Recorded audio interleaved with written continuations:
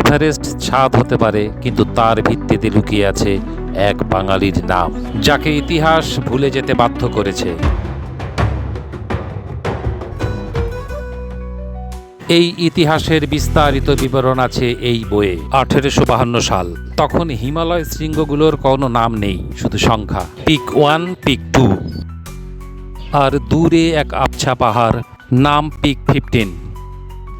ব্রিটিশদের চোখে একেবারেই সাধারণ। গ্রেট ট্রিগোনমিক্যাল সার্ভের এক ঘরে দিনের পর দিন, রাতের পর রাত এক জটিল অঙ্ক কষে বাঙালি গণিতবিদ রাধানাথ শিকদার প্রমাণ করলেন এই পিক 15 কোনো সাধারণ পাহাড় নয়, এটাই পৃথিবীর সর্বোচ্চ শৃঙ্গ, যার উচ্চতা 29,002 ফুট। উচ্ছ্বাসিত হয়ে তিনি ছুটে গিয়ে বলেছিলেন, Sir, I have discovered the highest mountain in the world. কিন্তু ইতিহাসে জায়গা পেলেন না তিনি, যিনি পাহাড় দেখেননি, মাপেননি। সেই জর্জ এভারেস্টের নামেই পাহাড়ের নাম রাখা হলো, আর মুছে গেল রাধানাথ শিকদারের নাম।